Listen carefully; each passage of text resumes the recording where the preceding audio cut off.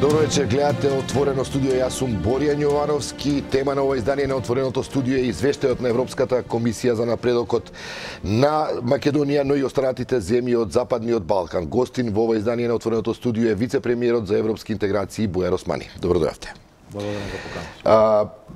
Ваша прва реакција, оценка, како сте задоволни од овој извештај? Денеска, верувам, сите во државата се чувствуваат гордо за тоа што го направивме и за тоа како не оценија, а не оценија институции кои што прават објективна проценка по сите можни критериуми.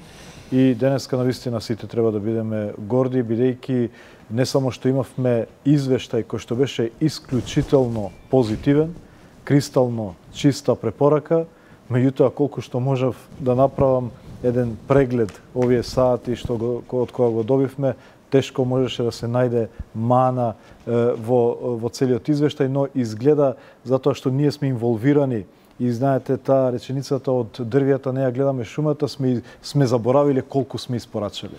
И денеска се подсетивме во извештајот во сите тие работи во последните 2 години кои што се направени и реализирани и навистина треба сите да бидеме задоволни, но ова е само почеток.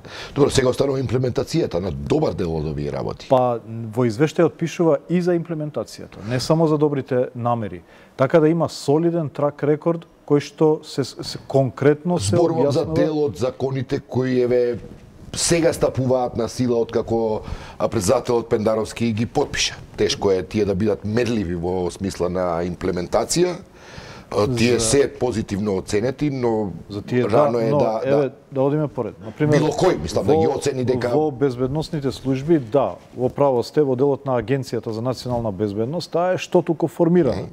Меѓутоа ОТА има неколку месеци од кога е формирана и верувам дека веќе има испорачува во смисла на спречување на можност за прислушување. Или пак во делот на антикорупцијската политика. Таму точно се спомнуваат случаите кои што ги покренува антикорупцијската комисија. Или пак други случаи на корупција. Или пак во делот на јавната администрација. Значи, тука имаме и во делот на законската поставеност, меѓутоа и во делот на еден солиден трак рекорд со кој се покажува конзистентност во реформскиот моментум во смисла на продлабочување и одржување на истиот. И од тука оценките се такви кои што можеме и компаративно да ги прикажеме во споредба со другите земји од регионот, меѓутоа и во споредба со Како стоиме во споредба со другите земји од регионот? Па еве, например, во делот на политичките критериуми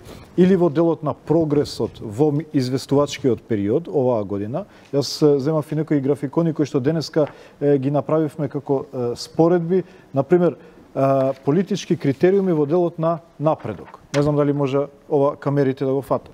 Оценка 3,57 од вкупно 5, еве ја споредбата со другите држави во регионот. Во делот на политички критериуми вкупна подготвеност. Значи вкупна подготвеност за членство први во регионот пред Србија и Црна Гора кои што веќе неколку години преговараат. И да подсетам, политички критериуми не се преспа и договорот со Бугарија кој што предпоставуваме. Борбата со корупцијата. Политички критериуми се копенхашките критериуми.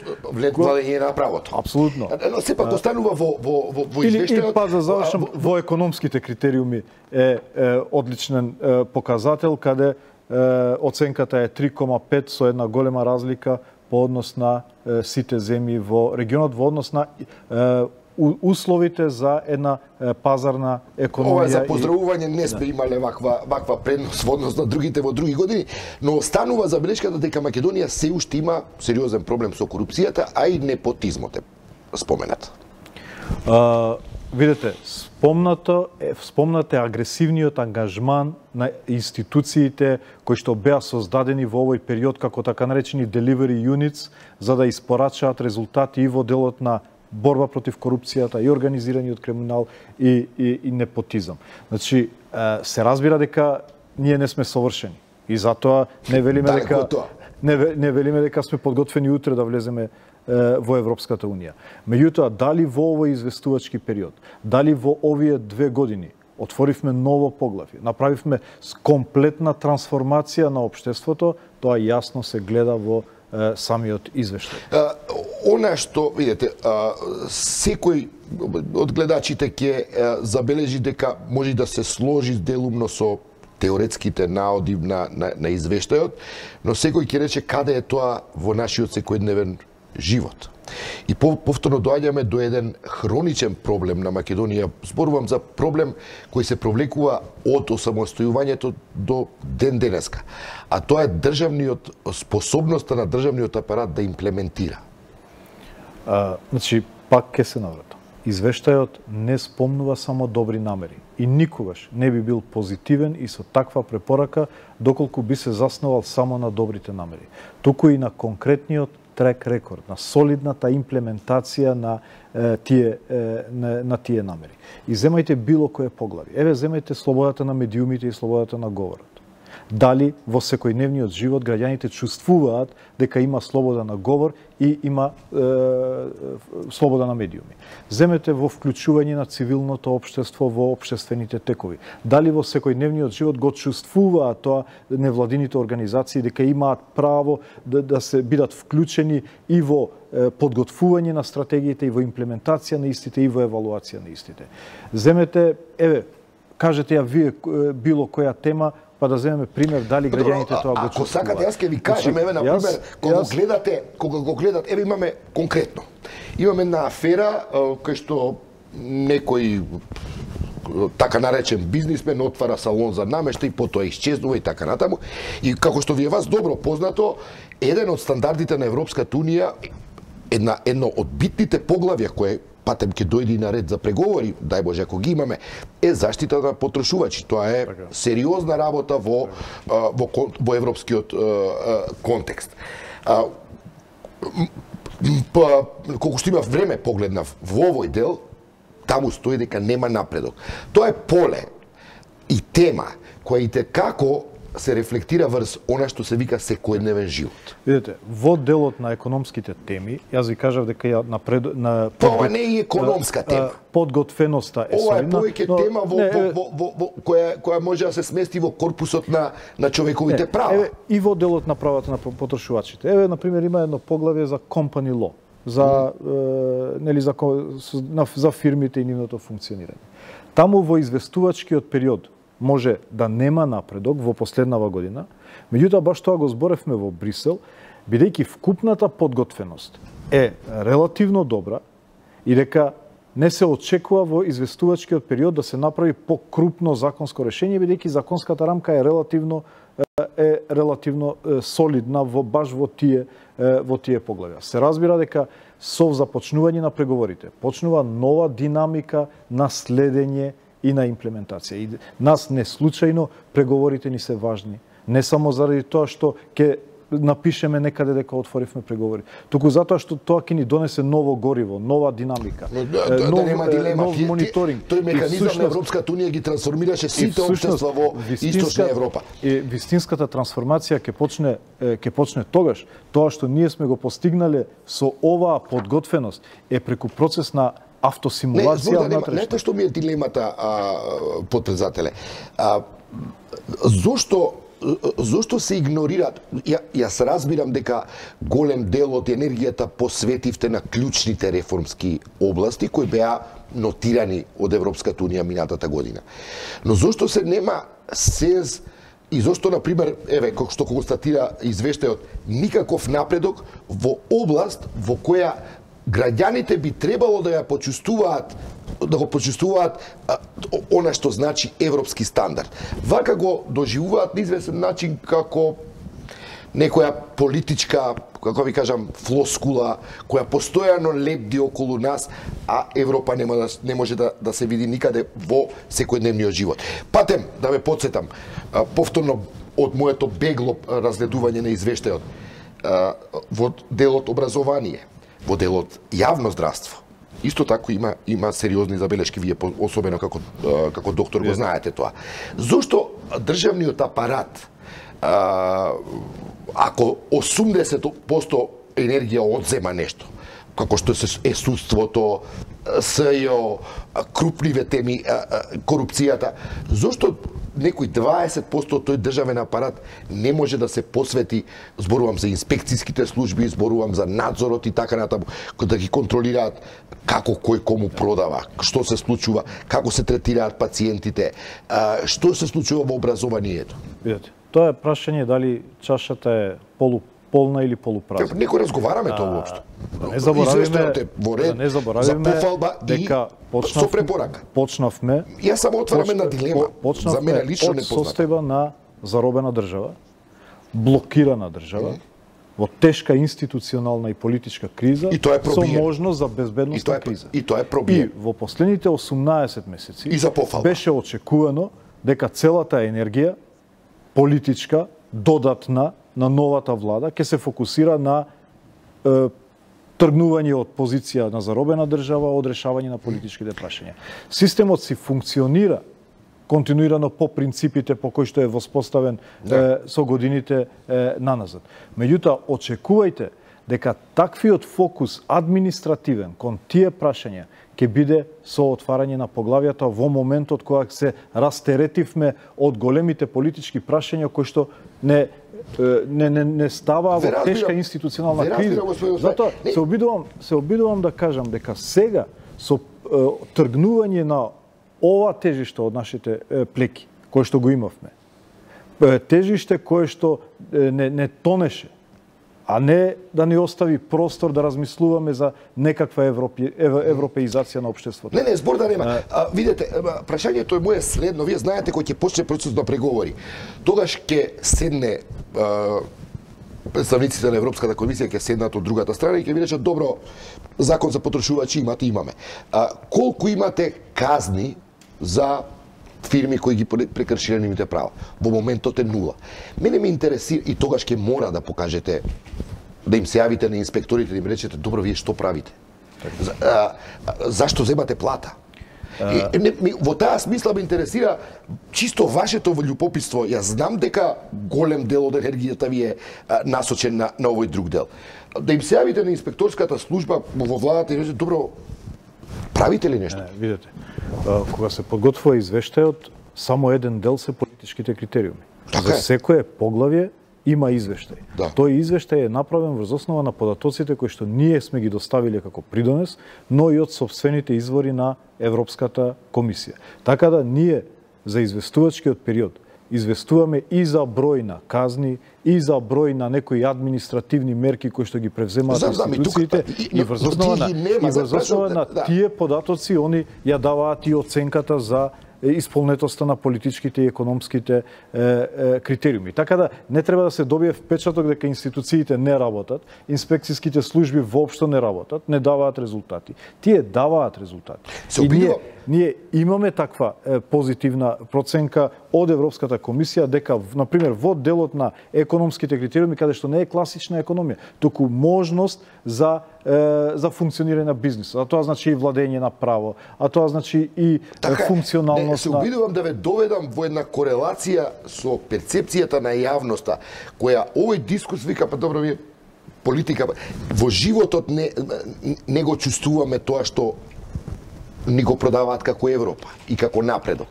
И во таа смисла се обидувам да ве доближам, да го разберете, да разберете причината за јазот кој е настанат меѓу политичката елита и јавноста.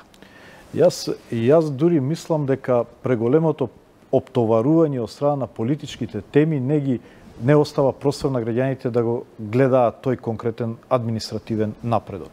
А тој конкретен административен напредок постои. Вие направете една компарација институционална со земјите од регионот и тогаш ќе ги почувствувате разликите, односно предностите што ги имаме ние како резултат на оваа придвижување во делот на интеграциите. Јас бев во Србија и сами они кажуваат: во поглед на институционалната поставеност, вие сте неколку години пред нас. Сакам да кажам дека нема никакво оправдување за инспекторската служба да чија и да е, на кој да е тоа министерство, а они се координирани како владино тело, да нема ни една казна за некој кој ги повредува правата на луѓе. Се држам за конкретниот случај затоа што е актуелна сторијава на човекот кој им ги собрал парите на луѓето и просто исчезнал. Што е невозможно да се случи во земја членка на Европската унија.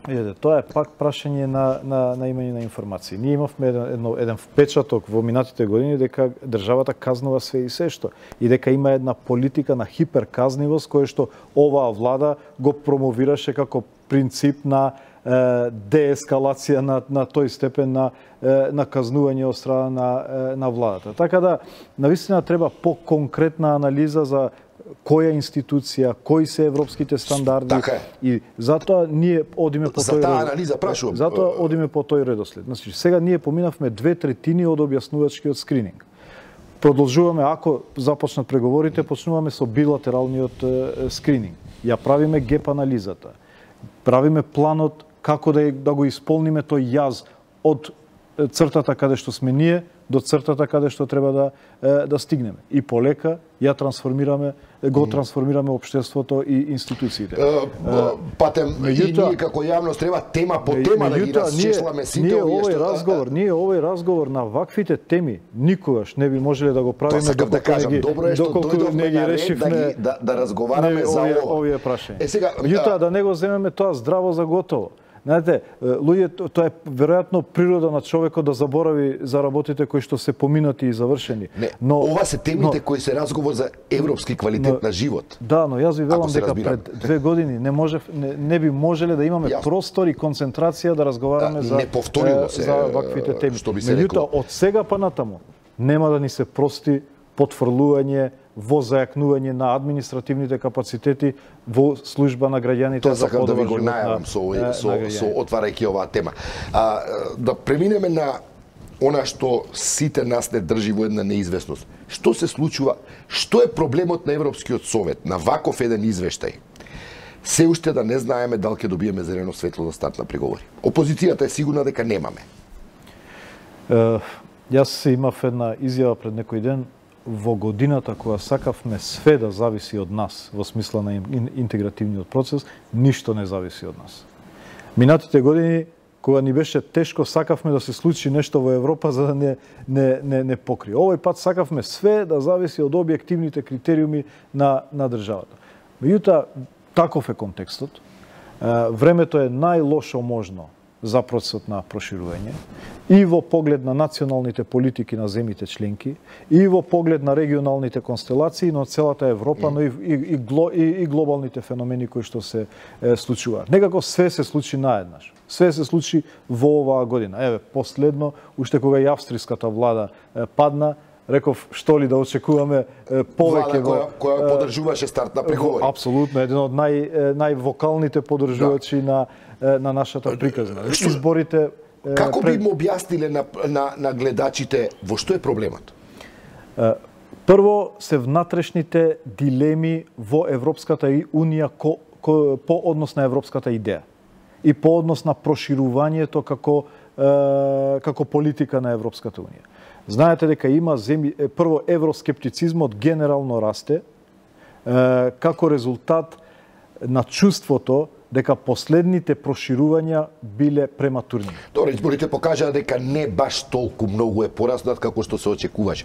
Тоа е изборниот резултат од европските избори. Не е така во Франција, например. Не беа такви резултатите. Значи, постои еден скептицизам во земите членки дека проширувањето на Европската унија нема да донесе додатна вредност во унијата, туку ќе донесе ризици и ќе донесе потешко функционирање на унијата. И затоа они промовираат концепт дека прво мора да има статус кво во проширувањето, се додека не се консолидира Европската унија, не стане пофункционална, па потоа потом да видиме дали ќе се прошириме понатаму. Меѓутоа, за среќа, тоа не е доминантен став на сите земји членки, но и нашата приказна, тоа што ние го направивме, само како резултат на мотивот од европската идеја, некако го поремети тој мејнстрим на размислување дека европската идеја е лоша.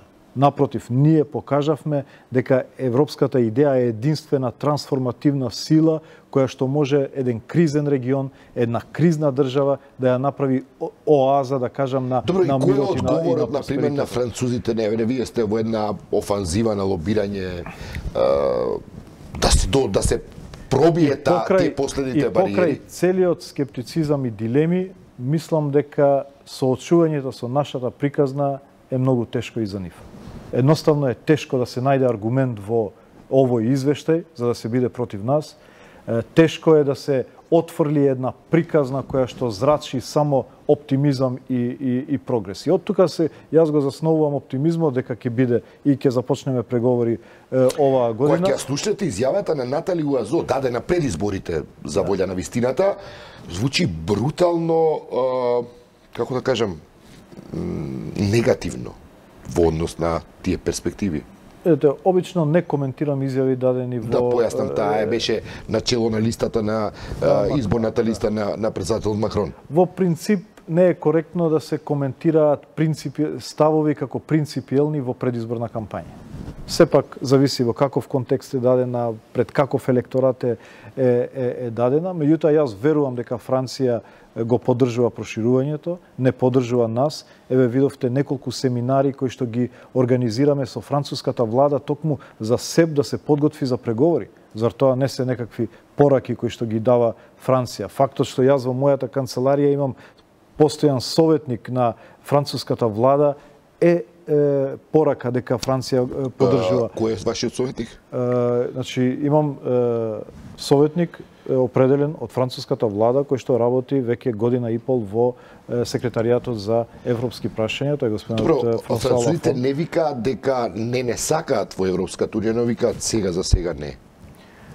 Мислам дека кога се работи за нас и за тоа што го направивме и за тоа што го представуваме во регионот и во Европската унија, тешко ќе биде да се игнорира оваа приказна. Меѓутоа, да сумирам во однос на вашето прашање зошто се овие дилеми. Дилемите се повеќе заради скептицизмот и самата дебата која што се одвива во однос на Европската унија, дали унијата прво ќе се консолидира во смисла на менување на принципите на функционирање пред да прими нови членки. Но и тука ние имаме аргументи, затоа што ние не претендираме утре да станеме земји членки и ниту сметаме дека нашето време за подготвување и времето за консолидирање на Европската унија се спротивставени едни со други. Туку напротив се комплементарни, се поддржуваат. Што ако не добиеме, господин Османи? Не може да не добиеме. Што ако не добиеме? Видете, прво ние немаме алтернатива од членството во НАТО и Европската унија. Јас секогаш сум кажал, што е планот Б? Планот Б е продолжување на планот А со друга динамика и други интензитет.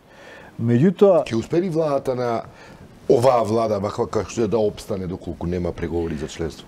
Тоа се премногу направен преспански договор и промена на името. Премногу хипотетички ситуации. Јас сметам дека Европската унија има внимание за регионот повеќе отколку што имаме ние чувство или пак повеќе отколку што они го артикулираат во јавност. Они се свесни дека Западен Балкан не е проширување на Европската унија, е консолидирање на Европската унија. Проширување е да ја вклучите Украина и Молдавија во Европската унија. Но ние сме во срцето на Европа. И ние влијаеме и придонесуваме и во безбедноста, дали позитивно или негативно, меѓутоа и во секаква друга додатна вредност. И они се свесни за тоа. Меѓутоа, таков е моментално политичкиот дискурс да морат внимателно да артикулираат тој став. Дали е проблем што за некои земји што и за Албанија и за Македонија има препорака и што треба да се даде наеднаш зелено светло за две земји? Има една дисонантност во однос на Европската унија по однос на тоа дали треба да се разгледаат како пакети, а реално пакетите никогаш не биле формална политика на Европската унија. Секогаш бил принципот регата. Кој се движи прв, тој стига прв. Меѓутоа, неформално се создадува тие групирања. Кога Србија и Црна Гора добија датум, па ние и Албанија кандидати, Косово и Босна претенденти за кандидати и се создадува некои групирања кои што имаа за цел па и фокусот да биде ставен на државите, а на не некакви други наративи, дали се тоа етнички или верски наративи во регионот кои што се па многу сензитивни. Бидејќи некакви регрупирања кои што може да извадат на површина некаков си наратив, дали се тоа етнички албанците во регионот, дали се тоа верски наративи, би било опасно. Туку фокусот да биде кон државите или кон групи на држави. Има дел вистина и во ваквите дилеми. Ние сметаме дека најдобро е двете земји да отвориме преговори, бидејќи така ќе имаме 4 земји кои што преговараат, ќе има една синергија, едно помагање еден со друг, но се разбира тоа што го кажуваме дека последиците за неуспех на нашата приказна се екзистенцијални, а не само електорални, како што вие кажувате. Добро, кога би се кладеле сега, што би рекле јуни, јули, септември, сите опции се на маса, но и тоа прави една дополнителна конфузија која би требало да добие некаква како кажам, форма од ваша страна. Да го артикулирате која е дилемата, кои се очекувањата? Дилемата јуни е објективни, мислам без да влегуваме во ширење илузии. Дилемата за јуни најмалку се прикажува е техничка. Односно Бундестагот има една седница во понеделник и таа е единствената седница пред Советот. Тоа е во понеделник. Овој понеделник. Да. На 3 трае 2-3 дена. Меѓутоа е една агенда, еден дневен ред. Ако нема став Бундестагот, владата не може да има став во Советот. Ако една земја нема став, нема одлука. Таа е техничката дилема. Се шпекулираше за октомври како можен термин. Јас сметам дека октомври е премногу непредвидлив заради многу прашања. Грчките избори најавени за 7 јули, Брекзит закажан. Да биете Мицотакис во Европскиот совет. Брекзит закажан за октомври, нова комисија која што зазема столчиња на 1 ноември. Нов председател на Европскиот совет. Со нови погледи, да. Нова финансиска рамка и така натаму е премногу непредвидлив. Затоа нашиот став е дека треба да бидат јунско-јулските самити, тоа се 2 самита, кои што еден е General Affairs Council, односно Советот за општи прашања и кој што го има во јуни и во јули и еден Европски совет. Тоа е вашата, нашата желба, да речеме. Која е објективната, кои се реалните констелации? Ако Европската Унија ќе го задржи кредибилитетот по однос на политиката на проширување како една од најуспешните политики на Европската Унија, која што има и добиено Нобелова награда, тоа ќе мора да биде во период кој што е предвидлив. Загрозување на оваа перспектива ќе биде многу повеќе отколку само една пропуштена шанса. Затоа сметам дека не гледам алтернатива од јунско-јулските самити. Одите во Италија, одите потоа во Брисел, заедно со шефот на дипломатијата. Ќе се видите ли со французите? Почнавме една серија. Јас бев вчера во Хрватска и Унгарија, Димитров беше во Братислава, утре заедно одиме за Рим и Белгија, не Брисел ЕУ, туку Брисел Белгија, и продолжуваме до 18. Да не оставиме непревртен камен, за да прво го објасниме овој извештај. Од утре ни е многу полесно. Од утре одиме вооружени со тоа што го пишува во извештајот, ќе ни биде малку. Со французите ќе се видите. Малку полесно. Ние правиме комуникација индиректно со французите. Наши пријатели се сретнуваат со нив и во наше име. И ние ќе се обидеме во овој период да имаме по директна комуникација. Меѓутоа и со Германија, не ја забораваме и Британија. Мислевме на почетокот дека Британија нема да биде на овој совет. Сега да останува, да. И Британија ќе има право на глас на овој совет. Така да работиме со секоја земја членка. Секоја земја ни е важна. Тоа што е добро дека земјите пријатели се групираат. Французите не ќе да ги чујат аргументите од извештајот? Јас Ја слушнав и изјавата на амбасадорот денеска дека внимателно ќе го прочитаат извештајот и дека ќе донесат одлука врз основа на тоа што го има извештајот. Аз сметам дека на овој извештај е тешко да се биде индиферент. Господин Османи, ви благодарам што бевте гостин во ова издание на Отворено студио. Се разбира, ви посакувам успех во вашите лобирања и офанзиви кои престојат до Европскиот совет кој ќе се одржи на крајот на јуни, 28 мислам или 29, кога ќе знаеме малку по-конкретно што е нашата судбина иднина во европските интеграцијски процеси. Почитувани гледачи, вас ви благодарам за вниманието и до гледање. Останете со НТВ.